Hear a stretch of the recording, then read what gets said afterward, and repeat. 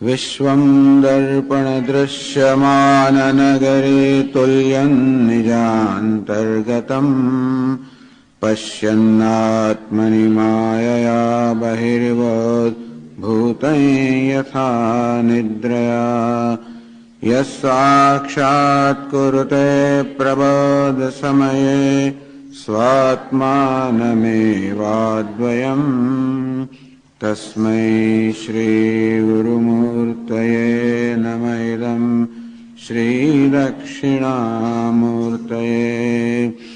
वागीशा यस्य वदने लक्ष्मीर्यस्य च वक्षसि यस्यास्तु हृदये संविद तं नृसिंहमहं भजे।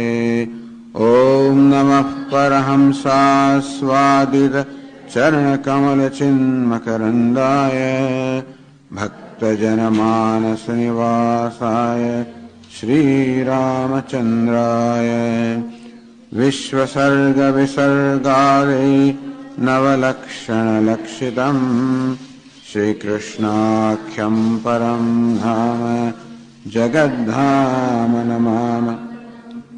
सच्चिदानन्दरूपाय विश्वोत्पत्त्यादिहेतवे तापत्रयविनाशाय श्रीकृष्णाय वयं नमः।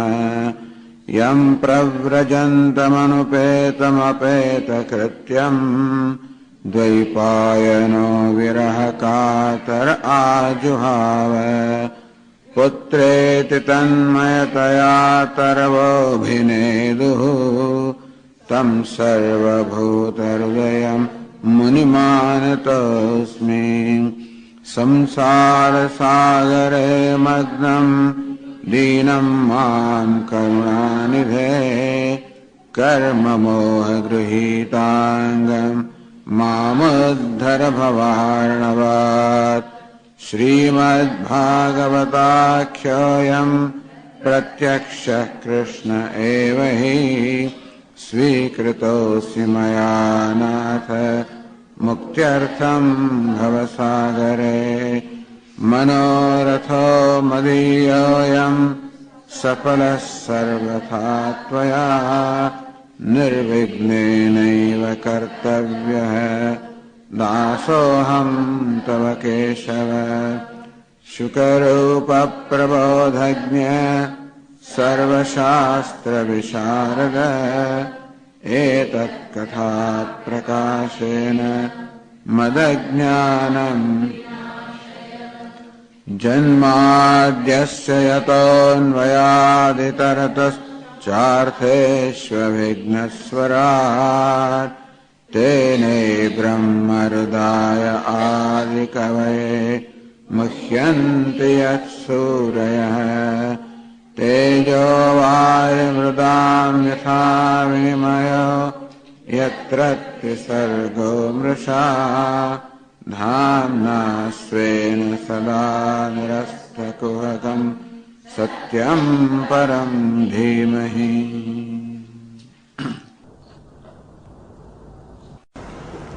तो एक बार नारद मुनि वसुदेव जी ने घरे पहुंची गया।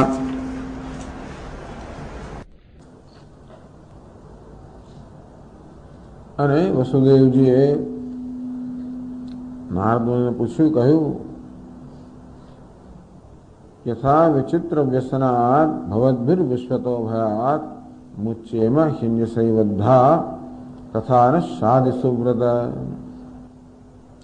હે સુવ્રત, આપને એવો ઉપદેશ કરો જેનાથી આ જન્મ મૃત્યુરૂપ અત્યંત ભયાનક સંસારથી હું હંમેશ માટે પાર થઈ જાઉં।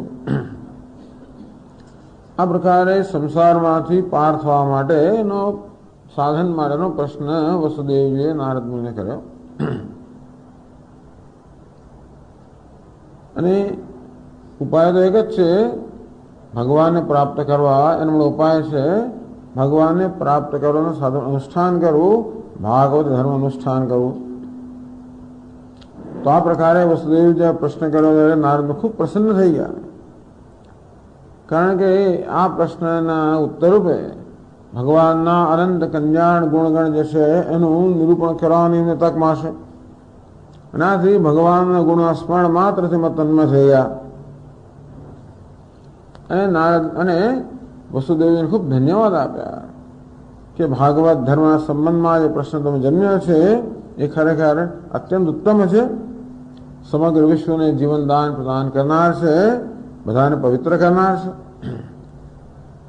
હે વસુદેવજી, આ ભાગવત ધર્મ એવી વસ્તુ છે જેને કારણે સાંભળવાથી, ઉચ્ચારણ કરવાથી, સ્મરણ કરવાથી, હૃદય સ્વીકાર કરવાથી કે કોઈનું પાલન કરે અને અનુમોદન કરવાથી પણ હંમેશા મનુષ્યને પવિત્ર કરનારું છે. તો ભાગવત ધર્મનું નિરૂપણ કરવા માટે નારદ મુનિ કહે છે કે આ વિષયમાં આ ઇતિહાસ તો આપણા વૃદ્ધ મહાત્માઓ કહે છે. કયો ઇતિહાસ છે? તો કે વિદેહ રાજા નેમિ અને નવ યોગીશ્વરો વચ્ચે જે સંવાદ થયો એ સંવાદનું ઉદાહરણ કરતા હોય છે. તો આ નવ યોગીશ્વરો કેવી રીતે એનો ઉપદેશ સંવાદ કેમ થયો, આ નવ યોગીશ્વરો કોણ હતા એના માટે કહે છે કે સ્વયંભૂ મનુના પુત્ર હતા પ્રિયવ્રત, એનું પુત્ર આજ્ઞિધ્ર, એના પુત્ર નાભી, એના પુત્ર તો કે ઋષભદેવજી થયા. એ ઋષભદેવજી વાસ્તવમાં ભગવાન વાસુદેવના અંશ હતા અને મોક્ષ ધર્મનો વિસ્તાર કરવા માટે વાસ્તવમાં એમનો જન્મ હતો, એમનો અવતાર હતો. એ ઋષભદેવજીને 100 પુત્રો હતા જે બધા વાસ્તવમાં વેદને પારંગત હતા અને બ્રહ્મને જાણનારા હતા. એ 100 પુત્રોમાં ભરત રાજા શ્રેષ્ઠ હતા અને એ નારાયણ પરાયણ હતા. વાસ્તવમાં આ ભારત વર્ષ જેના નામથી જાણ્યું થયું એ જ આ ભરત, જે ઋષભદેવજીના જ્યેષ્ઠ પુત્ર હતા. આ ભરત રાજાએ પોતાને મળેલું રાજ્ય છે એને સારી રીતે ભોગવીને પછી એનો ત્યાગ કર્યો અને તપશ્ચર્યા દ્વારા ભગવાન નારાયણ જે છે એમની ઉપાસના કરી અને 3 જન્મમાં એ ભગવાન નારાયણની પદવીને પ્રાપ્ત કરી. આ રીતે ઋષભદેવજીના જે 100 પુત્ર હતા અને એક પુત્ર જે ભરત હતા એમની આ પ્રકારની કથા કહી. બીજા 9 પુત્રો હતા એ આ પૃથ્વીમાં જે 9 ખંડ છે એના અધિપતિ થયા. બીજા 81 પુત્રો હતા એમને તો કર્મકાંડનો માર્ગ પસંદ કર્યો. આમ 1 અને 9 10 અને 81 91 બાકી રહ્યા 9. હવે જે 9 હતા, નવા ભવન મહાભાગા મુનઃ હેર્થ સંશિનઃ, તો આ જે બીજા 9 હતા તે મહાભાગ્યશાળી હતા. એ ભગવાનનું મનન કરતા હોવાને કારણે એમને મુનિ કહેવામાં આવ્યા. હંમેશા એ પરમાર્થ તત્વનું હંમેશા નિરૂપણ કરતા હતા. શ્રમણાઃ વાતરસનાઃ આત્મવિદ્યા વિશારદાઃ, તો આત્મતત્વને જાણવામાં મનિષ્ઠમાં પરિશ્રમ કરનારા હતા. વાતરસનાઃ તો કે એ લોકો તો દિગ્વસ્ત્ર એટલે કે નિર્વસ્ત્ર રહેતા હતા. આત્મવિદ્યા વિશારદા એટલે કે અવધૂત હતા. દેહમાં કોઈ પ્રકાર અહંભાવ ન હતો અને તેથી વાતરસનાઃ આ વાયુમાંથી બનેલું વસ્ત્ર પહેરનારા હતા. ટૂંકમાં નિર્વસ્ત્ર રહેતા હતા. આત્મવિદ્યા વિશારદા, આત્મવિદ્યામાં વિશારદ હતા. એ કયા 9 મહાભાગ્યશાળી આ પુત્રો હતા? કવિ, હરિ, અંતરિક્ષ, પ્રબુદ્ધ, વિપ્પલાયન, આવિર્હોત્ર, દ્રુમિલ, ચમસ અને કરભાજન, આ 9 પુત્રો હતા. હવે 22મા શ્લોકથી આગળ વર્ણન કરે છે. તો શ્લોકનું એક ચરણ હું બોલીશ, આખી પંક્તિને મળીને. આપણા પુસ્તકમાં 11મા પાના પર 22મા શ્લોક.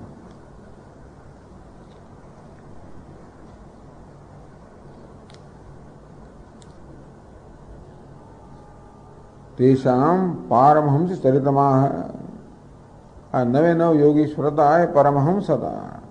તેથી એમનું કેવું ચરિત્ર હતું એ 2 શ્લોકમાં આપણે વર્ણવે છે. તે તે ભગવદ્રૂપમ વિશ્વમ સદસદાત્મકમ आत्मनो व्यतिरेकेण पश्यन्तो व्यचरन्महीं।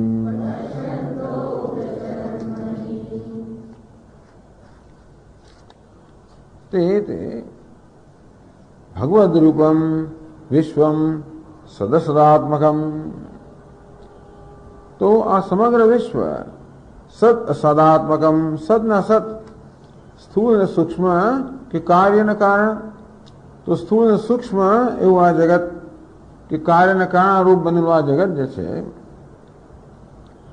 પશ્યંત એના આત્માને કેવી રીતે દર્શન કરતા હતા? તો કે ભગવદ રૂપમ પશ્યંત, આ સમગ્ર જગત ભગવાનનું રૂપ છે એ પ્રકારે દર્શન કરતા હતા. તો પરમહંસનું ચરિત્ર કહ્યું. ભગવાનનું રૂપ કેવી રીતે? કારણ કે ભગવાન અભિન્ન નિમિત્ત ઉપાદાન કારણ છે.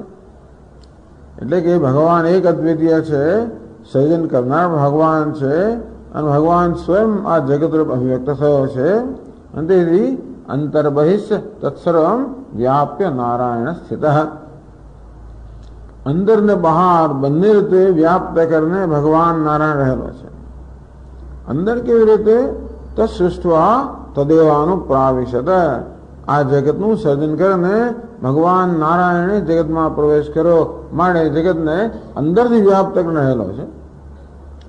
અને જગતનું ઉપાદાન કારણે નામ રૂપાત્મક જગતને બહારથી પણ વ્યાપ્ત કરીને રહેલો છે. આમ સ્થૂળ ને સૂક્ષ્મ કહો, કાર્ય કારણ કહો, જડ અને ચેતન કહો, જે કંઈ જગતમાં છે વાસ્તવમાં અંદર ને બહાર જે કંઈ છે વાસ્તવમાં ભગવાન નારાયણ જ છે. તો ભગવદ રૂપમ વિશ્વમ પશ્યંત, આમ સમગ્ર જગતને ભગવાનના રૂપ છે એ પ્રકારે દર્શન કરતા હતા. વળી બીજી વિશેષતા કઈ છે? આત્મના અવ્યતિરેકેણ, પોતાની અભિન્નતા. ચલો આ જગતના રૂપમાં ભગવાન છે અને હું તો કે જીવાત્મા છું એ ભગવાનના દર્શન કરનારો છું એમ કરીને પોતાને જગત કરતા કે વિશ્વ કરતા જુદા જોવું એક વસ્તુ છે. પરંતુ અહીં તો આત્મના અવ્યતિરેકેણ, પોતાની અભિન્નતા, ટૂંકમાં પોતે જ વાસ્તવમાં સમગ્ર જગતમાં આત્મા છે. તો જગત તો ભગવાન અભિવ્યક્તિ છે અને ભગવાન સ્વયં મારો આત્મા હોવાના કારણે આ સમગ્ર જગત વાસ્તવમાં મારી અભિવ્યક્તિ છે. હું જગતમાં અંદર ને બહાર સર્વત્ર વ્યાપ્ત કરીને રહેલો છું. આત્મના અવ્યતિરેકેણ પશ્યંત, આ પ્રકારે સર્વને આત્મા સમગ્ર વિશ્વને પોતાની અભિન્નતા દર્શન કરનારા, ક્યાંય પણ એમને પોતાની અન્ય એ પ્રકારની લાગણી જન્મે, એ ભાવના જન્મે જ નહીં, એ વૃત્તિ જ ના જન્મે.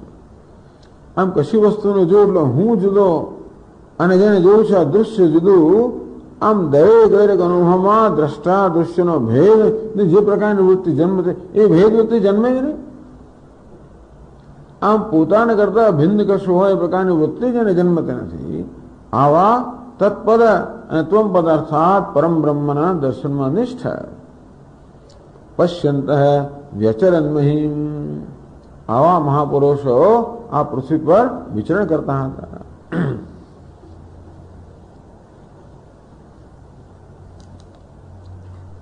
તો ચાલો ભાઈ, નનો મહી સંચરણ સર્વેશામ જંગમાનામ અસ્તિ કેમ તેષામ આધિક્યમ, કે છે એ તો પૃથ્વી વિચરણ કરતા હતા. પૃથ્વી વિચરણ બધા કરતા હોય છે, જે કે હરીફરી શકતા હોય બધા પૃથ્વી વિચરણ કરતા હોય, તો પછી આ મહાપુરુષો હતા અને બીજા બધા જીવોમાં શું ફેર પડ્યો? તો 30મા શ્લોકમાં કહે છે કે નહીં, કેવી રીતે વિચરણ કરતા હતા. અવ્યાહતેષ્ટગતય સુરસિદ્ધ સાધ્ય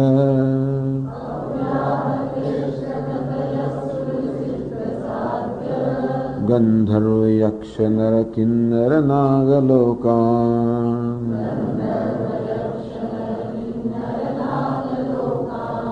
મુક્તાશ્ચરંતિ મુનિચારણ ભૂતનાથ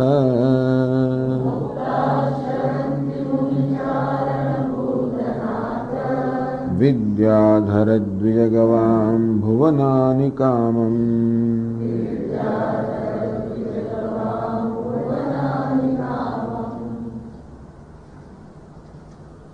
અવ્યાહતેષ્ટગતઃ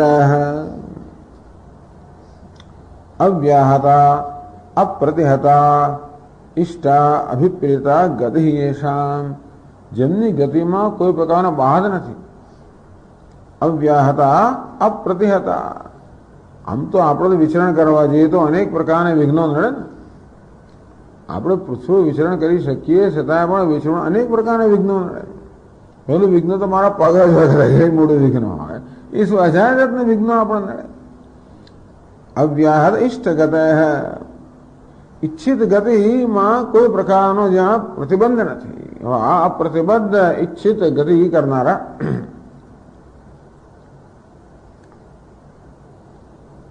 અને કયા કયા લોકમાં જતા હતા? 14 લોકનું એ વર્ણન કરવામાં આવે છે. સુર, સિદ્ધ, સાધ્ય, ગંધર્વ, યક્ષ, નર, કિન્નર, નાગલોકાન, મુનિ, ચારણ, ભૂતનાથ, વિદ્યાધર, દ્વિજ, ગવામ, ભુવનાની. આ 14 ભુવન. તો કે આ રીતે એમની આ 14 ભુવનમાં ગતિ કરવામાં કોઈ પ્રકારનો પ્રતિબંધ છે જ નહીં. એને જ્યાં જવો ત્યાં જઈ શકે. કામમ યથેચ્છમ, ટૂંકમાં બલવતા પ્રતિષેધે કામતોપી સંચરણ દુષ્કમ. ઈચ્છા તો બધી બહુ જોવાની હોય, પરંતુ જો કોઈ અત્યંત બળવાન અવરોધ આવે તો આપણી ઈચ્છા પૂરી ન થાય. કે એટલા માટે કહ્યું અવ્યાહતેષ્ટગત, જેમની ગતિમાં કોઈ પ્રકારની બાધા નથી, કોઈ પ્રકારનું વિઘ્ન નથી. કામમ યથેચ્છમ, પોતાની ઈચ્છા પ્રમાણે આ 14 લોકમાં જ્યાં ઈચ્છા થાય તે પ્રકારે વિચરણ કરતા હતા. એ કેવા હતા? મુક્તા ચરંતી, જીવન મુક્તા સંત. મુક્તા ચરંતી, આમ તો એવું છે ને, આમે પણ આ બધા જીવાત્માને બધા લોકમાં જવું જ પડતું હોય છે. પોતાના કર્મ પ્રમાણે આ લોકમાંથી પેલા લોકમાં 4 વાર જવું તો પડતું હોય જ છે. તો આ રીતે પણ પોતાના કર્મ પ્રમાણે આ બધા મહાપુરુષો બધા લોકમાં જતા હતા. ક્યારે નર લોકમાં, કિન્નર લોકમાં, પેલા લોકમાં, ફના લોકમાં. તો કે નહીં ને, મુક્તા, જીવન મુક્ત છે, અર્થાત કર્મથી બંધાયેલા નથી. કામમ યથેષ્ટમ, પોતાની ઈચ્છા પ્રમાણે. આટલો ભેદ છે. આ બદ્ધ જીવાત્માઓ પણ ઘણા બધા લોકમાં બિચારા વિચરણ કરતા હોય છે, પરંતુ એ કર્મથી બંધાયેલા હોય છે. કર્મરૂપી દૂત વડે એ લોકોને એક સ્થળેથી બીજા સ્થળે લઈ જવામાં આવતા હોય છે. જ્યારે આ મહાપુરુષો ઈચ્છા પ્રમાણે ગતિ કરતા હતા, મુક્ત અર્થાત જીવન મુક્ત હોવાને કારણે. ભૂતનાથ એટલે ભૈરવ લોક, એવું કહ્યું. ભૈરવો ભૂતનાથ છે. અહીંયા કંઈક ભૂતનાથ લોક છે ને, એ કહે છે તો ભૈરવ લોક. એક દ્વિજ લોક પણ છે. દ્વિજા ગરુડાદય તેષા લોક. દ્વિજ એટલે 2 વાર જન્મ લેનારા. આ 2 વાર જન્મ તો બ્રાહ્મણનો પણ કહેવાય, કારણ કે યજ્ઞોપવિત ધારણ કરે ત્યારે બ્રાહ્મણનો બીજો જન્મ કહેવાય. એ સિવાય બીજા પણ દ્વિજ છે દુનિયામાં. આ પક્ષીઓ પણ દ્વિજ છે. પહેલા એમનો જન્મ ઈંડા રૂપે થાય અને પછી બીજી એમાંથી જન્મ થાય, એટલે પક્ષીઓમાં દ્વિજ કહેવાય. આ દાંત પણ દ્વિજ કહેવાય છે, તમને ખબર નહીં હતા. કારણ કે 2 દાંત પણ પેલા દૂધિયા દાંત એ પડે ને પછી બીજા દાંત આવે. ભાઈ દ્વિજા ગરુડાદય. આ દ્વિજ લોક એટલે આ ગરુડ વગેરે પક્ષીઓનો જે લોક છે એ લોકમાં આવ્યા. ગાયોનો લોક છે, પક્ષીઓનો લોક છે, નાગનો લોક છે, વિદ્યાધરોનો છે, ભૈરવનો છે, મુનિનો છે, ચારણનો છે વગેરે. આ બધા લોકમાં ઈચ્છા પ્રમાણે એ લોકો જીવનમુક્ત મહાપુરુષો વિચરણ કરતા હતા. એટલે આ 2 શ્લોક બતાવ્યું કે 99 પરમહંસ મહાપુરુષો હતા. પરમહંસ અર્થાત જે આત્મા વિવેકમાં નિષ્ઠ, તેથી અદ્વૈત તત્વના જ્ઞાનમાં નિષ્ઠ અને સમગ્ર જગતને પોતાને સમગ્ર આત્મરૂપે જોનારા, અંતેથી સર્વત્ર ઈચ્છા પ્રમાણે વિચરણ કરનારા હતા. પછી શું થયું એની વાત કરે છે. તો એકદા નિમે સત્રમ ઉપજગ્મુ યદૃચ્છયા વિતાયમાન ઋષિભિઃ અજનાભે મહાત્મનઃ.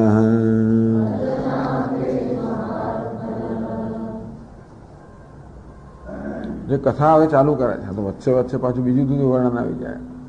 કથા કહી રહ્યા છે કેવી રીતે આ નવ યોગીશ્વર એકવાર આ વિદેહરાજ નિમી જશે અને ત્યાં આવ્યા.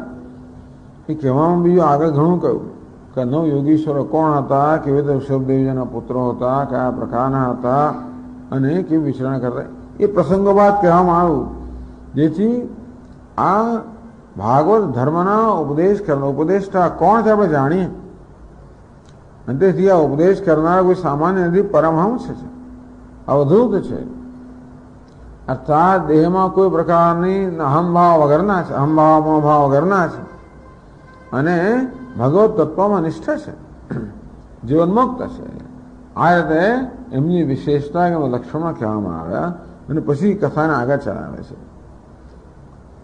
તે એકદા નિમેહે સત્રમ ઉપજગ્મુઃ યદૃચ્છયા વિતાયમાનમ ઋષિભિઃ અજનાભે મહાત્મનઃ. મહાત્મનઃ નિમેહે સત્રમ. તે મુનયા એ મુનિ લોકો એકદા યદૃચ્છયા અજનાભે વર્ષે, પાછું પહેલા જેને ભારત વર્ષ એનું જ અજનાભ, પછી નામ એનું ભારત વર્ષે પડ્યું. પહેલું નામ હતું અજનાભ એટલે કે આ ભારત વર્ષ.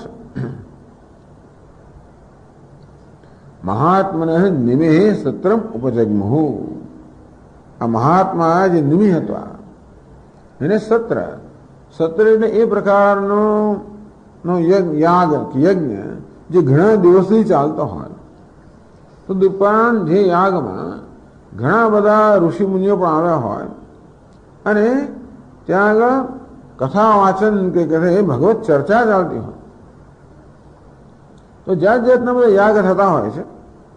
ક્યાંક જપનું પ્રાધાન્ય હોય, ક્યાંક આહુતિનું પ્રાધાન્ય હોય, જ્યાં ક્યાંક તો કે ભગવત ચર્ચાનું પ્રાધાન્ય હોય. તે પ્રકારનું આ સત્ર હતું જ્યાં આગળ ભગવત ચર્ચાનું પ્રાધાન્ય હતું. અને તેથી ઘણા બધા ઋષિમુનિઓ મહાપુરુષો પણ એકત્રિત થયા હશે. કારણ કે એને યજમાન કોણ છે? નિમિ. એ સ્વયં મહાત્મા છે. મહાત્માના નિમેહે સત્ર ઉપજગ્મુઃ. એક દિવસ આ નવો મહાપુરુષો મહાત્મા નિમિનું જે સત્ર હતું એ યજ્ઞ યાગાદી ઘણા દિવસ ચાલનાર હતા. એમાં એ લોકો ત્યાં આગળ પહોંચી ગયા. યદૃચ્છયા એટલે કોઈ ઈચ્છા છે નહીં, બસ યદૃચ્છયા, ઈશ્વર ઈચ્છાથી, પ્રારબ્ધ નથી. તો મહાત્માઓ સમજાવે કે પ્રારબ્ધ કોનો પ્રારબ્ધ? મહારાજા નિમિનું પ્રારબ્ધ ખરો છે. આમ યદૃચ્છા એટલે ઈશ્વર ઈચ્છા. આમ તો આપણે કહીએ ભાઈ યદૃચ્છા એટલે કે ઈશ્વર ઈચ્છા આપણા કર્મને કારણે થયું હશે, સમષ્ટિ કર્મને કારણે થયું હોય, અથવા ઈશ્વર ઈચ્છા અથવા કરતા તો ઈશ્વર અનુગ્રહ. યદૃચ્છા ઈશ્વર અનુગ્રહને કારણે વાસ્તવમાં આ મહાત્મા નિમિના સત્રમાં પહોંચી ગયા. મહાત્મા નિમિ પર અનુગ્રહ કરવા તો ખરા ને, પણ જોડે જોડે એને કારણે જે વાર્તાલાપ થયો એ દ્વારા સમગ્ર માનવ જાત પર પણ અનુગ્રહ ખરો જ ને. એટલે એમાં મહાત્મા નિમિનું કર્મ તો હશે જ. આ મહાપુરુષોને પોતાના સત્રમાં નિમંત્રિત કરવાને માટે મહાત્મા નિમિના કર્મ જવાબદાર હશે. પણ કે મહાત્મા કે આપણા પોતાના કર્મ જવાબદાર હશે? જેમ ભાઈ ભગવદ્ ગીતાનો ઉપદેશ અર્જુનને નિમિત્ત થયો.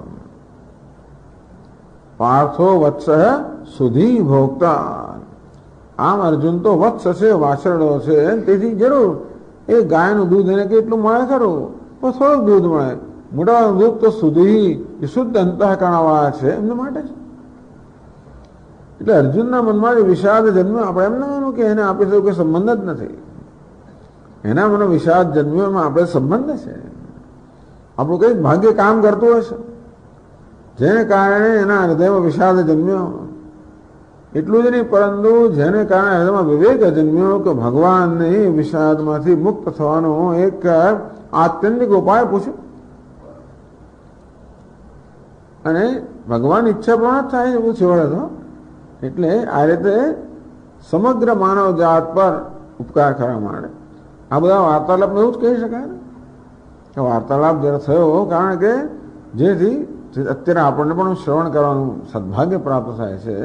યદૃચ્છા ઈશ્વરની ઈચ્છાથી ઈશ્વરની કૃપાથી આ 9 મહાપુરુષો મહાત્મા નિમિના સત્રમાં પહોંચી ગયા. કેવું હતું? વિતાયમાનમ ઋષિભિ, તો વિતાયમાનમ અનુષ્ઠીયમાનમ, ઋષિભિ વિતાયમાનમ, ઋષિભિ અનુષ્ઠીયમાનમ. ઘણા મોટા મોટા ઋષિઓ અનુષ્ઠાન કરી રહ્યા હતા. તો ઋષિઓ અનુષ્ઠાન શાનું કરે? એ તો ભગવત ચર્ચાનું કરતા હોય. સત્ર યજ્ઞ આગાની જોડે ભગવત ચર્ચાનું અનુષ્ઠાન થયું હતું. એવા સત્રમાં આ મહાપુરુષો ત્યાં આગળ પહોંચી ગયા.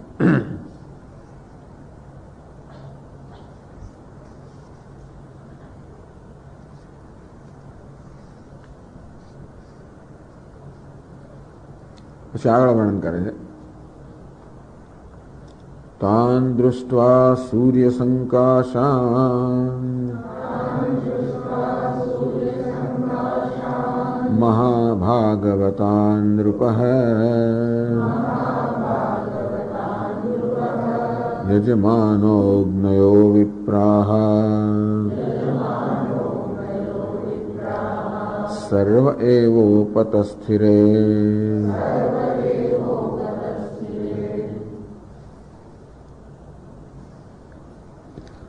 તાન દૃષ્ટ્વા સૂર્ય સંકાશાન,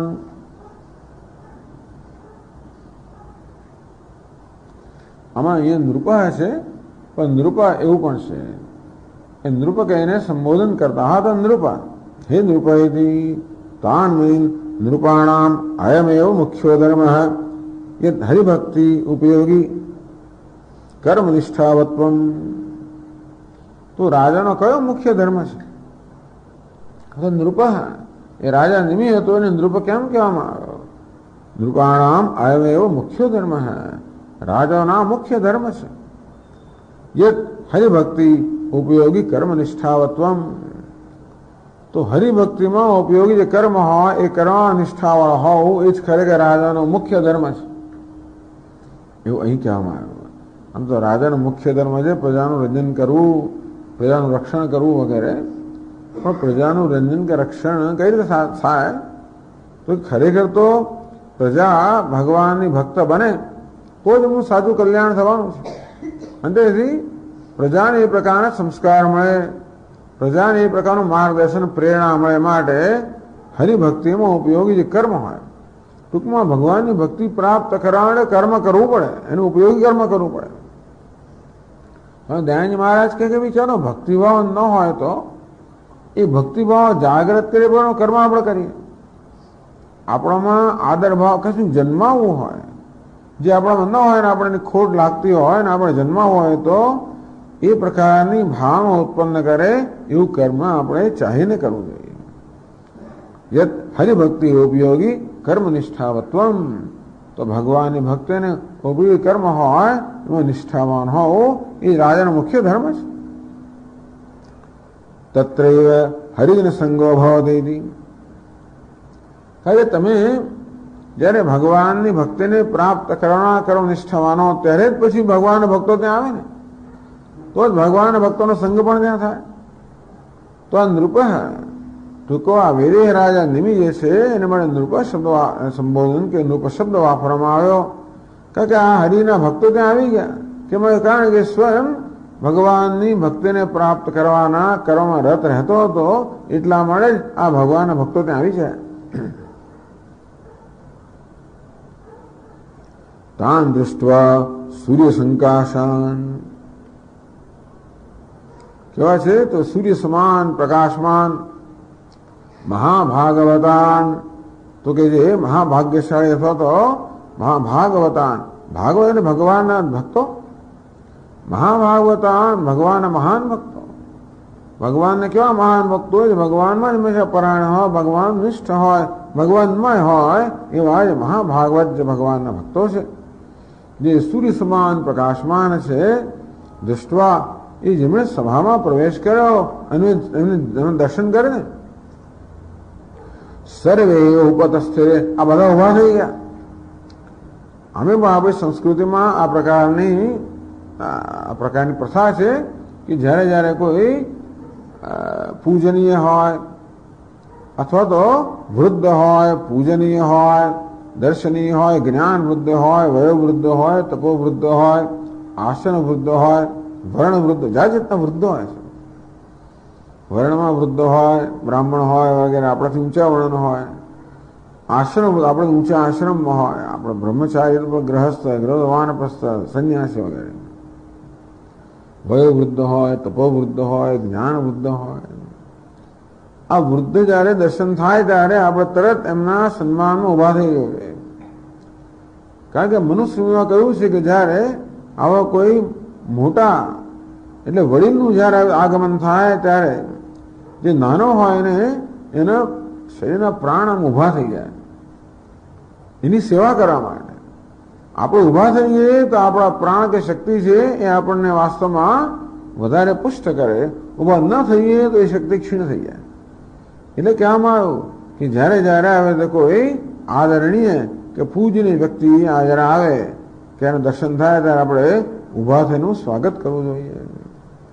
તાન દુષ્ટથી આ નવ યોગીશ્વરો જ્યારે આ મહાત્મા નિમિની સભામાં પ્રવેશ કર્યો ત્યારે યજમાન અગ્નય વિપ્રાહ આ બધા ઉભા થઈ ગયા.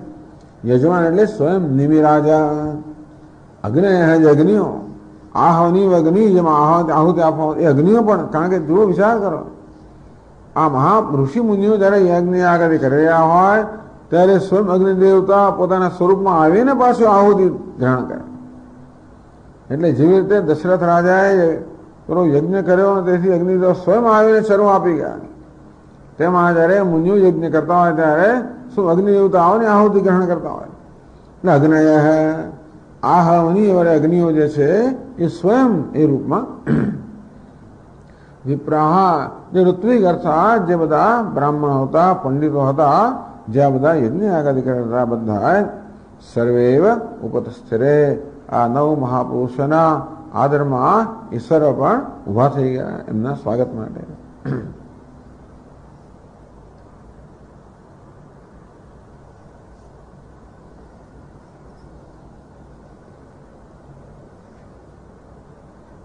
તો એને કારણે પછી આગળ વર્ણન કરે છે.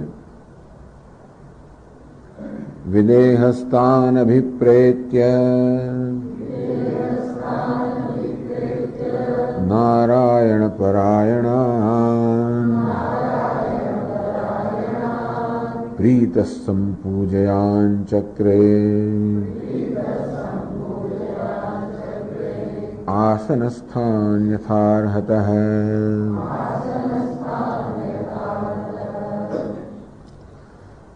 વિદેહ તાન અભિપ્રેત્ય, અભિપ્રેત્ય એટલે કે અભિપ્રેત્ય જ્ઞાત્વા. આ રાજા જાણી ગયા, રાજા પોતે મહાત્મા છે ને, જો પોતાની સભામાં કોણ આવ્યા છે એ કોણ છે પણ જાણી લેવું જોઈએ ને. તાન નારાયણ પરાયણાન અભિપ્રેત્ય મહાભાગવતત્વેન પરમ દુર્લભાન. એક તો મહાભાગવતાન, મહાભાગવત તો ખરા પણ જોડે પરમ દુર્લભ કેમ છે કે નારાયણ પરાયણ.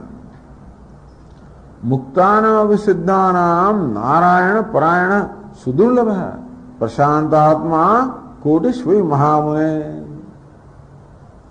જે જીવન મુક્ત મહાપુરુષ હોય અને સિદ્ધ હોય એ બધાની અંદર પણ જે નારાયણ પરાયણ હોય તો સુદુર્લભ છે. માત્ર મુક્ત હોવું કે સિદ્ધ હોવું એ પર્યાપ્ત નથી, પણ એમાં જે નારાયણ પરાયણ હોય, નારાયણ પરાયણ નારાયણજીનું પરમ આયન છે, નારાયણજીની પરમ ગતિ છે. ટૂંકમાં જે નારાયણમય છે. પરમ ગતિ એટલે જે કંઈ કરે વાસ્તવમાં નારાયણ જ છે. નારાયણમાં રહીને જ બધું કરતા, ખાતા પીતા હસતા બોલતા ચાલતા જે હોય બધું નારાયણમાં જ હોય. એવા નારાયણ પરાયણ જે સિદ્ધ અને જીવન મુક્ત પુરુષ હોય, સુદુર્લભ પ્રશાંતાત્મા કોટિશોપી મહામુને, એ મહામુનિ કરોડોમાં પણ હવે જે નારાયણ પરાયણ જે ભક્ત હોય એ તો સુદુર્લભ. જે પ્રશાંત ચિત્તવાળા હોય એવા નારાયણ પરાયણ અત્યંત દુર્લભ છે એવું કહેવામાં આવ્યું. અને તેથી મહાભાગવતાન અને નારાયણ પરાયણાન, જે મહાભાગવત ભગવાનના મહાન ભક્તો હતા અને ભગવાન નારાયણ પરાયણ હતા. તાન અભિપ્રેત્ય વિદેહ તો જે નિમિ રાજા હતો વિદે એને જોયું કે હું આ તો મહાભાગવત છે, નારાયણ એને જાણી જાય. હવે જાણવા માટેના સૂક્ષ્મતા તો ખરી ને. તો ઉપરાંત એવા લોકો જાણી જાય કે આ ભાઈ કોણ ક્યાં બેઠેલો છે. ટૂંકા નારાયણમાં બેઠેલા લોકો છે. નવું જે આવે છે બધા નારાયણમાં રહે બેઠેલા છે. કોઈ દેહમાં બેઠેલા હોય, ક્યાં બુદ્ધિમાં બેઠેલા હોય, અહંકારમાં બેઠેલા હોય, સમૃદ્ધિમાં બેઠેલા હોય, ભક્તિમાં બેઠેલા હોય, જ્ઞાન નારાયણમાં બેઠેલા છે. આ પ્રકારે એમને જોઈને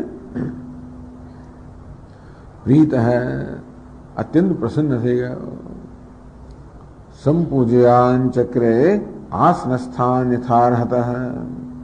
એ લોકોને યથા યોગ્ય આસન આપવામાં આવ્યા. યથાર્હત પૂર્વમ અહિત વિપ્રપેક્ષા વૈશિષ્ટ્યેન.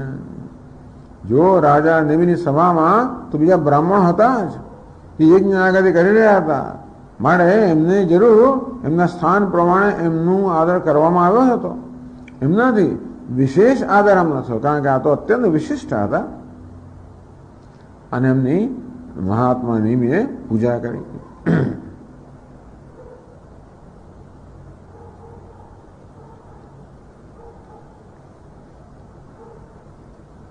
પછી આગળ કહે છે તાન રોચમાનાન સ્વરુચા બ્રહ્મપુત્રોપમાન્નવ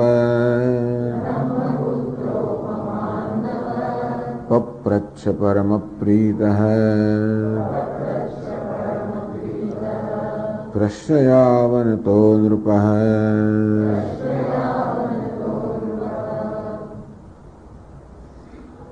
તાન સ્વરુચાન રોચમાનાન. એ લોકો તો એમની બ્રહ્મપુત્રોપમાન નવ. આ તાન નવ આજે નવ હતા એ કહેવાય છે બ્રહ્મપુત્ર ઉપમાન. બ્રહ્માજીના પુત્ર સમાન છે તો ઋષભદેવજીના પુત્રો, પણ અહીંયા રાજા નિમિને કેવા દેખાય?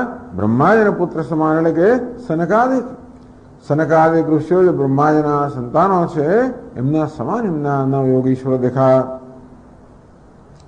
રોચમાનાન તો જે વાસ્તવમાં અત્યંત પ્રકાશમાન, એટલે એમની જેમી એવી કાંતિ હતી રંગની.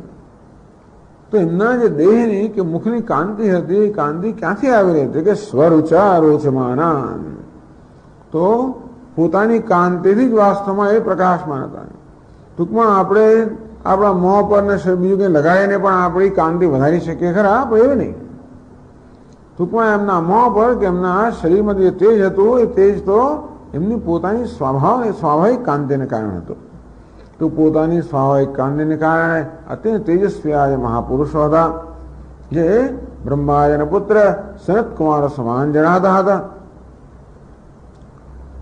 તો એમની આસન પ્રદાન કરીને યથાયોગ્ય એમની પૂજા વગેરે કર્યા પછી તો તરત નહીં આ બધી તો આપણે જોઈએ કે કેવી રીતે આપણે ત્યાં કોઈ મહેમાન આવ્યું હોય તો એમને કેવી રીતે એમનું આદર કરવો જોઈએ, મહેમાન કેમ કરવી જોઈએ. પહેલાં આસન બેસાડ્યું, એમનો થાક ઉતારવો જોઈએ, પછી એમની પૂજા અર્ચના યથાયોગ્ય રીતે કરવી જોઈએ, જેવી એની યોગ્યતા હોય. એટલે જોયું તો એમની ચરણ સ્પર્શ કરીએ, ચરણ પૂજા કરીએ, ફૂલ આપીએ, બેસાડીએ, કંઈ પણ કરીએ, જે પ્રકારની યોગ્યતા હોય, જે પ્રકારનો આપણો સંબંધ હોય. પછી અસ્વસ્થ થાય, જો કે પ્રસન્ન છે હવે ને તેથી પ્રશ્નો ઉત્તર આપવા માટે અનુકૂળ છે, ત્યારે પછી પ્રશ્ન કરવો જોઈએ. પપ્રચ્છ પરમ પ્રીત. તો અત્યંત પ્રેમથી આ રાજાએ પ્રશ્ન કર્યો. પ્રશ્નયાવનતો નૃપ પ્રશ્નેણ અંતસ્થ વિનયેન સ કાયેનાપી અવનતઃ નમ્ર. તો પ્રશ્ન કરવાની પાછળ બે વસ્તુ છે. પ્રશ્નય અવનત. પ્રશ્ન એટલે કે અંતર, આપણા અંતરની અંદર હેલો વિનય, તો આંતરિક વિનય સહિત અવનત અને બહાર કાયાથી નવીન, એટલે બંને રીતે. એટલે ભગવાન એમ કહે ને બહાર તો કે ભાઈ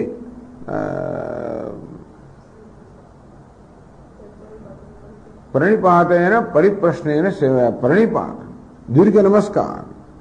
બરોબર. પાછું કહે છે શ્રદ્ધયા લભતે જ્ઞાનમ. શ્રદ્ધાવાન લભતે જ્ઞાનમ. તો અંદર શ્રદ્ધા હોવી જોઈએ અને બહાર પ્રણિપાત હોવો જોઈએ. ટૂંકમાં બહારનું જે પ્રકારનું આપણું આચરણ હોય એ પ્રકારની ભાવના મનમાં હોવી જોઈએ. એટલે બે વિશેષણ વાપરવામાં આવ્યા, પ્રશ્રય અવનત. તો એમના અંતરમાં અત્યંત વિવેક છે અને બહાર જે છે એ નમ્રતા એમની એ શરીરને નમાવીને પ્રશ્ન એમણે કર્યો અને પાછી અત્યંત પ્રેમથી ખૂબ પ્રસન્નતાથી આ મહાપુરુષને પ્રશ્ન કર્યો. તો શું કહે છે આગળ? કહે છે વિદેહ ઉવાચ મન્યે ભગવત સાક્ષાત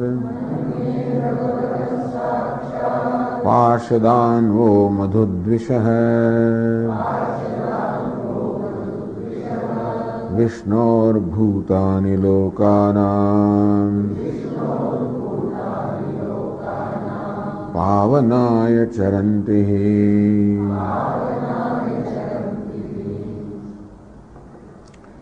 મન્યે ભગવત સાક્ષાત મધુદ્વિષ પાર્ષદાન. એ શું માન્યતા છે? આપને જોઈને માનો કઈ પ્રકારની ભાવના જન્મે છે? વહ આપ જે છો એ મધુદ્વિષ એટલે કે મધુસૂદનસ્ય. મધુદ્વિષ એટલે મધુ નામના રાક્ષસનો દ્વેષ કરનાર અથવા મધુ નામના રાક્ષસનો સંહાર કરનાર મધુસૂદન. છઠ્ઠી વિભક્તિ છે મધુદ્વિષ એટલે ભગવાન મધુસૂદનના. પાર્ષદાન આપ તો ભગવાન મધુસૂદનના ભગવાન નારાયણના પાર્ષદ છે. પાર્ષદ કોને કહેવાય? એમની ચોકી કરનારા અથવા એમની સાથે ફરનારા, એમના જેવા દેખાનારા, એમના સ્વભાવ હંમેશા હોનારા, એમનો સાથ આપનારા આપ તો ભગવાનના પાર્ષદ હો. એ જ મને જણાવીશ. અને આ પાર્ષદો શું કરતા હોય છે? ભગવાનના પાર્ષદો ભગવાન પાસે અહીંયા ક્યાંથી આવી ગયા? તો કહે નહીં વિષ્ણોર ભૂતાની લોકાનામ પાવનાય ચરંતિ. વિષ્ણુ ભૂતાની, આ ભગવાન વિષ્ણુના જે ભૂતો એટલે કે પાર્ષદો, ભગવાન વિષ્ણુના જે ભક્તો, બંને રીતે અર્થ કર્યો.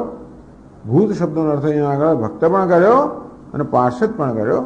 વિષ્ણુર ભૂતાની, ભગવાન વિષ્ણુના મધુસૂદનના જે પાર્ષદ હોય ને ભક્તો હોય એ લોકો લોકાનામ પાવનાય ચરંતિ. તેથી એ તો હંમેશા બધા લોકોને પવિત્ર કરવા માટે, લોક એટલે બધા માત્ર સ્થાનો નહીં, લોક એટલે બધા મનુષ્યો, બધા જીવો, આ બધા જીવોને પવિત્ર કરવા માટે હંમેશા વિચરણ કરતા હોય છે. એટલે નનુ ભગવત પાર્ષદાનામ કથમ અત્રોપલબ્ધિ. આ ભગવાનના પાર્ષદ કહેતો હતો એમને અહીંયા ક્યાંથી આવ્યા? એટલે કે વિષ્ણુ ભક્ત લોક પાવાનાર્થમ સર્વત્ર પર્યંતી.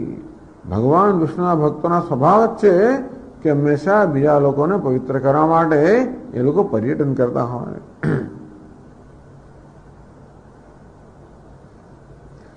સર્વત્ર અવ્યાહત ગતિત્વેન રૂપાંતરેણાપી હરિભક્તિ શક્ત્યા સર્વત્ર ગંતુમ શક્તત્વેપી. આમ તો ભગવાનના પાર્ષદો આવે ને તો એમનામાં તો આગળ કહેવામાં આવ્યું એમની ગતિને કોઈ રૂકાવટ હોતી નથી. એક વસ્તુ. તો ઉપરાંત એ લોકો ગમે તે રૂપ લેવા માટે પણ શક્તિમાન હોય છે. એટલે ભગવાનના પાર્ષદો આવે તો પણ બીજું રૂપ લઈને આવે એવું કરી શકે અને તેથી બધે જઈ શકે, વિચરણ કરી શકે, જેથી ક્યાંય પણ એમના વિશે કોઈ શંકા ન જન્મે. પણ એ તો કે સાક્ષાત ટૂંકમાં ભગવાનના પાર્ષદો કોઈ પ્રકારનું રૂપ બદલ્યા વગર સાક્ષાત અહીં આવી ગયા. રૂપાંતરમ વિનાયમાં પાવયતુમ આગતા. આપે તો રૂપ બદલ્યા વગર ભગવાન ભરના પાર્ષદ રૂપમાં જ મને પવિત્ર કરવા માટે આવી ગયા છે.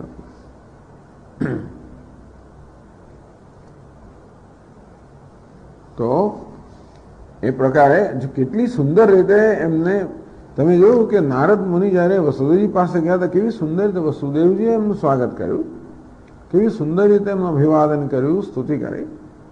નારદ મુનિ વસુદેવને કેવો આદર કર્યો, તેમ રાજા નિમિ પણ આ નવ યોગીશ્વરનો કેવો સુંદર આદર કરે છે, કેવી સુંદર સ્તુતિ કરે છે. અને તમે જોજો એ પણ એમનો કેવો આદર કરે છે. પછી આગળ કહે છે નિમિ રાજા દુર્લભો માનુષો દેહ દેહિનામ ક્ષણભંગુરઃ તત્રાપિ દુર્લભમ મન્યે વૈકુંઠ પ્રિય દર્શનમ.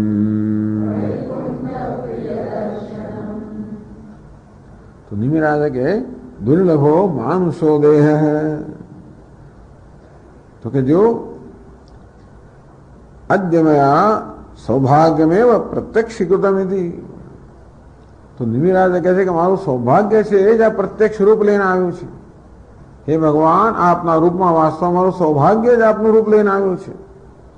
તો મારું સૌભાગ્ય કેવું છે? દુર્લભ માનુષો દેવ, દુર્લભ મોક્ષ સાધનત્વાત, પરમ પુરુષાર્થ સાધનત્વાત. આ મનુષ્ય દેહને દુર્લભ કહેવામાં આવ્યો. દુર્લભમ ત્રયમૈવૈતદ દેવાનુગ્રહેતુકમ મનુષ્યત્વમ મુમુક્ષુત્વમ મહાપુરુષ સંશય. તો વિવેક ચૂડામણ કહેવામાં આવ્યું કે ભગવાનની કૃપાથી આ ત્રણ દુર્લભ વસ્તુ પ્રાપ્ત થાય. મનુષ્ય દેહ પ્રાપ્ત થાય, અને મનુષ્ય દેહમાં જ મોક્ષની ઈચ્છા પ્રાપ્ત થાય, અને ત્યાં જ આ મહાપુરુષનો સંપર્ક પ્રાપ્ત થાય.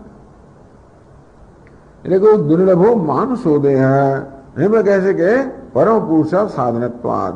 જેમ બડે ભાગ માનુષ તનુ પાવા, સુર દુર્લભ સબ ગ્રંથ ગાવા. જેમ રામચરિત માનસ કહ્યું ભાઈ બડે ભાગ માનુષ તન પાવા, મહાભાગ્ય હોય તો જ આ મનુષ્ય દેહ પ્રાપ્ત થાય. સુર દુર્લભ દેવતા પણ આ મનુષ્ય દેહ માટે હંમેશા ઈચ્છા કરતા હોય છે. સબ ગ્રંથ ગાવા, બધા ગ્રંથોમાં આ મનુષ્ય દેહ છે એની ખૂબ પ્રશંસા કરવામાં આવી છે. સાધન ધામ મોક્ષ કર દ્વારા, કારણ કે આ તો સાધનનું ધામ છે અને મોક્ષનું દ્વાર છે. એટલા માટે આ મનુષ્ય દેહ છે બધી યોનિમાં દુર્લભ કહેવામાં આવે.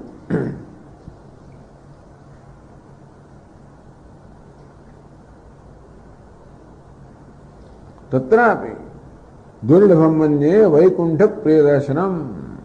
આ દુર્લભ મનુષ્ય દેહ પ્રાપ્ત થયા પછી વધારે દુર્લભ શું છે? વૈકુંઠ પ્રિય દર્શનમ. વૈકુંઠ પ્રિયાણામ દર્શનમ. તો વૈકુંઠસ્ય પ્રિયા વૈકુંઠ પ્રિયા, વૈકુંઠ પ્રિય યેશામ તે વૈકુંઠ પ્રિયા. બંને રીતે વૈકુંઠ ભગવાન નારાયણ, જે નારાયણના પ્રિય છે ને વૈકુંઠ પ્રિય કહેવાય. તો ભગવાન નારાયણ જેને પ્રિય છે ને વૈકુંઠ પ્રિય કહેવાય. બંને છે ને. એટલે ભગવાન કહે ને કે ભાઈ યો મે ભક્ત યો મત ભક્ત સમે પ્રિય. ભગવાન ને પણ પ્રિય છે, કારણ કે પ્રિયો હિ જ્ઞાનેન્દ્રોત્યર્થમ અહમ સ ચ મમ પ્રિય. આ જ્ઞાનીને હું અત્યંત પ્રિય છું, એ પણ મારો અત્યંત પ્રિય છે. જ્ઞાની એટલે ભક્ત કઈ જુદા નથી. તો ભક્તને ભગવાન અત્યંત પ્રિય છે, ભગવાન ભક્તને અત્યંત પ્રિય છે. બંને રીતે સમજાયું. વૈકુંઠ પ્રિય દર્શનમ. વૈકુંઠતા ભગવાન નારાયણના પ્રિય છે, કે ભગવાન નારાયણ અમને પ્રિય છે ને, તો એવું તો ખરું જ ને. યમે વૈશ્વૃણતે તેને લભ્ય. જે ભગવાન નારાયણને પસંદ કરે એના વડે નારાયણ પ્રાપ્ત થાય. એ ભગવાન નારાયણનો પ્રિય બને. પરસ્પર છે. એને આપણે પ્રેમ કરીએ એના પ્રેમને પ્રાપ્ત થઈએ. તમે કહેશો ભાઈ આવો ભગવાન નારાયણ કહો, એને પ્રેમ કરનારને જ પ્રેમ કરતો હોય ને બીજાને તો કેવું નથી. એનો પ્રેમ તો બધા માટે સમાન તો ઉપલબ્ધ છે, પણ એને પ્રેમ કરનારા લોકોના પ્રેમનો અનુભવ કરી શકે એટલું જ કહેવાય. તો ભગવાનના પ્રેમનો અનુભવ કરી શકે જે લોકો એને પ્રેમ કરતા હોય. આગળ કહે છે દુનિયાની 1000 વસ્તુને પ્રેમ કરતા હોય એટલે ભગવાનનો પ્રેમ હોય તો પણ આપણે એનો અનુભવ ના કરી શકીએ ને. એટલે બીજી બધી વસ્તુઓને પ્રેમને જ્યારે સંકેલી લેવામાં આવ્યો હોય અને માત્ર ભગવાન પ્રત્યે જ કેન્દ્રિત કરવામાં આવ્યો હોય ત્યારે પછી ભગવાનનો પ્રેમ છે એનો આપણે અનુભવ કરી શકીએ. એ રીતે કહેવામાં આવ્યું કે એ લોકો ભગવાનના પ્રિય છે. તત્રાવિ વૈકુંઠ પ્રિયાણામ મોક્ષાદ વૈદિકસ્ય ભક્તિ યોગસ્ય પ્રદાયકત્વા. આમાં તો આને તો પરમ પુરુષાર્થ, ભક્તિ યોગ એવો પંચમ પુરુષાર્થ. આ 4 પુરુષાર્થ કહેવામાં આવે ને, ધર્મ અર્થ કામ મોક્ષ. આ ભક્તિ યોગને પંચમો પુરુષાર્થ કહેવામાં આવે. એટલે વૈકુંઠ પ્રિયાણામ દર્શનમ એ કેમ અત્યંત દુર્લભ કેમ છે? મોક્ષાદપી અધિકસ્ય ભક્તિ યોગસ્ય પ્રદાયકત્વા. આ ભગવાનના ભક્તો છે. આપણે જેની પાસે જે હોય તો આપણને આપે ને. જ્ઞાની લોકો આપણને જ્ઞાન આપે, ભગવાનના ભક્તો આપણે ભક્તિ આપે તો એ કહે છે કે ભાઈ મોક્ષ કરતા પણ જે શ્રેષ્ઠ છે તો ભગવાનના ભક્તિ યોગ છે જેને પંચમ પુરુષાર્થ કહેવામાં આવ્યો એ પ્રદાન કરનાર હોવાને કારણે આ વૈકુંઠ અર્થાત ભગવાનના પ્રિય ભક્તો જે છે એનું દર્શન તો અત્યંત દુર્લભ છે.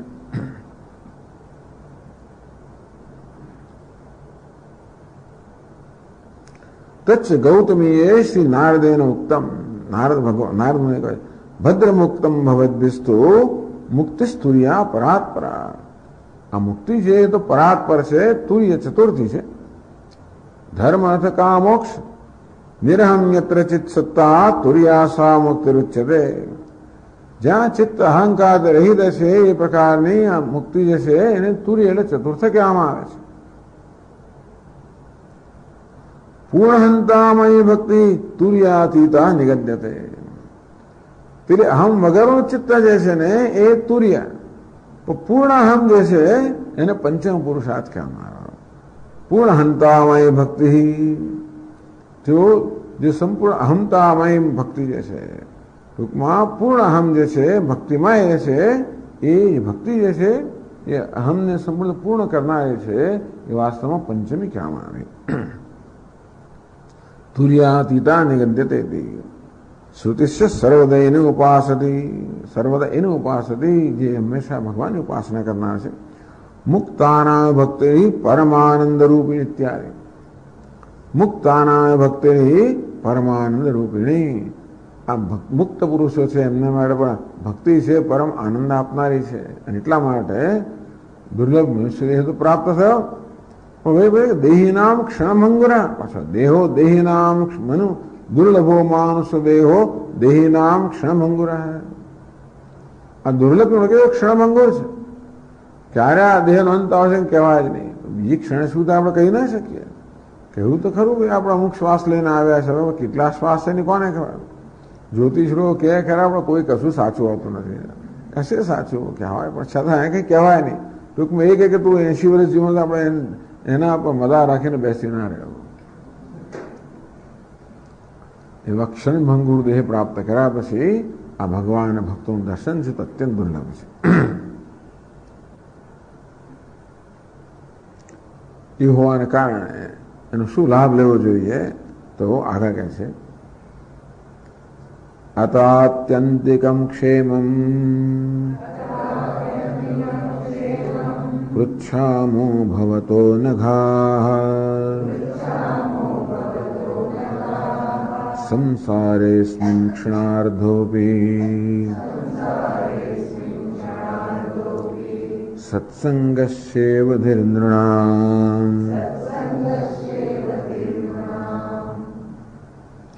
અતઃ તે કારણથી, કારણ કે આપના દર્શન દુર્લભ છે, ફરી થાય જ નહીં. ક્યાં શું ખબર પડે ફરી ક્યારે થાય.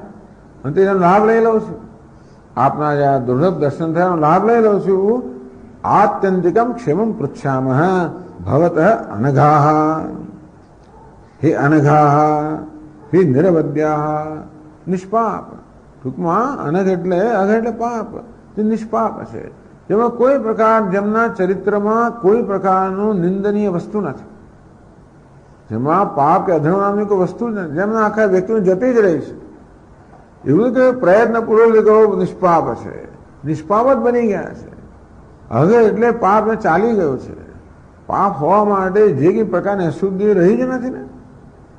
ટૂંકમાં ભગવાનમય હોવાને કારણે કોઈ પ્રકારની અશુદ્ધિ ક્યાં કામ હોય, ક્રોધ હોય, લોભ હોય, અહંકાર, મમકાર, આસક્તિ કશું હોય ત્યાં પાપની સંભાવના છે ને. કશું જ સંભાવના હોય જ કેમ છે. આસક્તિ હોય તો પાપ હોય, ત્યાં પક્ષપાત થાય ક્યાંક અન્યાય થઈ જાય એવું બને. રાગ આસક્તિનો દ્વેષ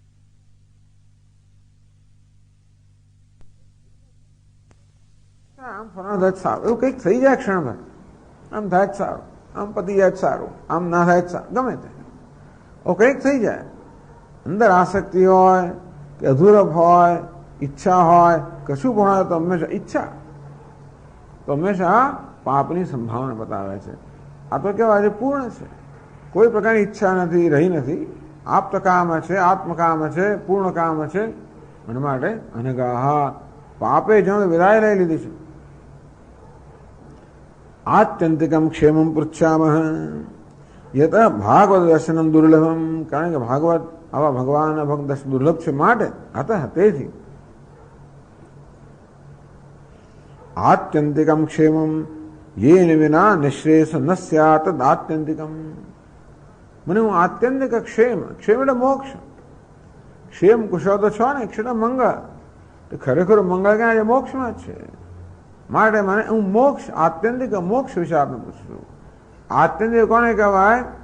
કે જેમાંથી અંત ચાલી ગયો છે અત્યંતિક, અત્યંત અત્યંત અંતમ અતીતે વર્તતે ઇતિ અત્યંતમ. જે અંત રહિત છે એને અત્યંત કહેવાય. આત્યંતિક જેમાં કોઈ અંત નથી, અર્થાત એ નિશ્ચિત છે. આત્યંતિક જે સાધન અનુષ્ઠાન કરવાથી આપણને સાધ્ય જરૂર પ્રાપ્ત થાય, આત્યંતિક. ક્ષેમમ મંગલમ પૃચ્છામ મોક્ષ સાધનમ પૃચ્છામ. આમ ક્ષેમ શબ્દનો અર્થ તો મોક્ષ થાય, મંગળ થાય. ક્ષેમ એટલે મંગળ, કલ્યાણ એટલે મોક્ષ. પણ મોક્ષ માટે પૂછવાનો અર્થ નથી. એટલે શું છે? આ ક્ષેમનો અર્થ અહીંયા થાય છે મોક્ષ સાધનમ. કાર્યેણ કારણમ ઉપલક્ષ્યતે. ક્યારેક ક્યારેક કાર્ય શબ્દ જે છે એનાથી કારણ, કાર્યવાચી શબ્દથી કારણની લક્ષણા થાય. ટૂંકમાં સાધન શું છે? મોક્ષનું સાધન એ કારણ છે. એને કારણે શું કાર્ય પ્રાપ્ત થાય? મોક્ષ પ્રાપ્ત થાય. મોક્ષ કેવો છે? કાર્યવાચી શબ્દ છે. સાધન શું છે? કારણવાચી શબ્દ છે. કાર્યેણ કારણ ઉપલક્ષ્યતે. તેથી આ મોક્ષ શબ્દથી આપણે મોક્ષનું સાધન એ પ્રકારે સમજવાનું. તેથી ટૂંકમાં કારણ કે હે ભગવાન, આપનું દર્શન દુર્લભ છે માટે હું જેથી નિશ્ચિત રીતે મોક્ષ પ્રાપ્ત થાય એ પ્રકારના સાધન વિશે આપને પૂછું છું.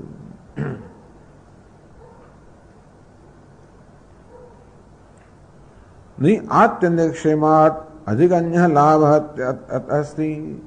આત્યંતિક ક્ષેમથી વધીને કોઈ લાભ જ નથી. એટલે ટૂંકમાં બીજી કોઈ લાભ, કોઈ સાંસારિક લાભનો પૂછવાનો અર્થ જ નથી. આથી વધીને કોઈ લાભ નથી. અતઃ પરમાનંદ હેતુના, કારણ કે એ પરમાનંદ પ્રાપ્ત કરાવવા છે માટે આ મોક્ષના સાધન વિશે હું પૂછું છું.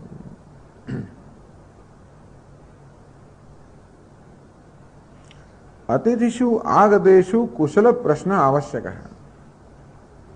જો ભાઈ પહેલા તો આપણે કોઈ અતિથિ આવે ને તો કુશળ પ્રશ્ન કરવો જોઈએ. રાજા નિમી શું કરે છે?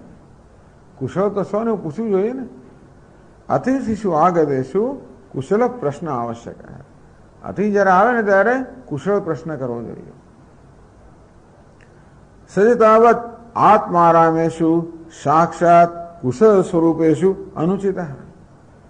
પણ આ તો આ મહાપુરુષો આત્મારામ છે, સ્વયં કુશળ સ્વરૂપ છે, એટલે એમને કુશળતા પૂછવાનો અર્થ શું? કુશળ પ્રશ્ન કોને પૂછ્યા? જેનું અકુશળ થઈ શકતું હોય. કેમ છે? કુશળ તો છો ને. કઈ કુશળ ન હોવાની સંભાવના તો આપણે પૂછીએ ને, કુશળ તો છો ને. બધું કુશળ સ્વરૂપ જ છે. એને માટે કુશળ પ્રશ્ન પૂછવાનો અર્થ જ નથી. સ્વસ્યાપી વ્યાવહારિક કુશલ પ્રશ્નો બહુ સુવ્યર્થ. અને મારે માટે પણ મારી વ્યવહારિક કુશળતાનો પ્રશ્ન આપને પૂછવાનો અર્થ નથી ને. અતઃ આત્યંતિકમ પારમાર્થિકમ, માટે હું કોઈ વ્યવહારિક વસ્તુ નહીં પૂછું, આપની કુશળતા પણ નહીં પૂછું, પરંતુ જે પારમાર્થિક છે એ જ પ્રકારની કુશળતા પૂછું છું. હે અનગાહ ન વિજ્ઞંદે અઘાનિયત, જેમાં કોઈ પ્રકારનું પાપ નથી એવા દર્શન દાન માત્ર મદ અઘાની દૂરીકૃતાની. કે છે આપ તો અનગ છો, નિષ્પાપ છો, અંધેથી આપે મને દર્શનનું દાન આપ્યું. આપ સ્વયં પધાર્યા ને, જરૂર છે સ્વયં પધાર્યા ને આપે મને આપના દર્શનનું દાન આપ્યું. એમ કરીને બધા મારા પાપો દૂર જ કરી નાખ્યા છે. તો કિંતુ અભિષ્ટ લાભો અસ્મદ અપેક્ષિત વર્તતે.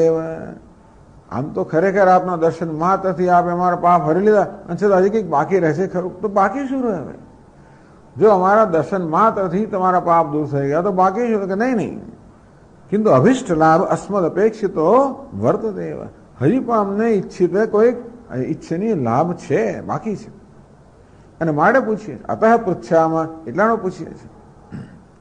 નનો વિલંબ્ય પૃચ્છેતાન તત્રાપી શૈગ્રમ કિમર્થમ. એ ધીમે ભાઈ થોડી વાર પછી પૂછજે ને, પાછળથી પૂછજે, તરત પૂછવાની. હવે આવ્યા નથી એકદમ મોક્ષના સાધનનો પ્રશ્ન પૂછો, તરત શું કામ પૂછો છે ભાઈ? કે છે ભાઈ ક્ષણાર્ધોપી સત્સંગ સેવદી નૃણામ સંસારેસ્મિન. આ સંસારની અંદર આ મહાપુરુષોનો એક ક્ષણ, અડધી ક્ષણનો સત્સંગ છે, એ પણ મનુષ્ય માટે સેવદી નિધિ. તો કે કારણ કે સર્વ અભિષ્ટદ નિધિ, આ તો અમારા મોટો ખજાનો છે. મારે બધી ઈચ્છાઓ પૂરી કરનાર ખજાનો છે. અડધી ક્ષણ માટે પણ મહાત્માઓનો સત્સંગ પ્રાપ્ત થયો અમારા મનુષ્યો સંસારીઓ માટે તો મહાન ખજાનો છે. આકસ્મિકમ નિધિમ પ્રાપ્ય સ્વાપાદન વિલંબમ કસહેત ભાવ. વિચાર કરો કે આપણને એકદમ મોટો ખજાનો મળી જાય, પછી આપણે ખાસ વસ્તુ જોઈતી હોય, રાહ જોઈ રહ્યા હોઈએ, ફલાણી મોટર ગાડી જોઈએ, પેલું ઘર જોઈએ, પેલું હજાર વસ્તુ મનમાં હોય, એકદમ ખજાનો મળી ગયો, પછી એક વર્ષ પછી લેવાનું એવું શા માટે? તરત લઈ લઈએ ને. એક વાર ખજાનો મળે પછી આપણે ઈચ્છની વસ્તુ તરત લઈ જ લઈએ ને.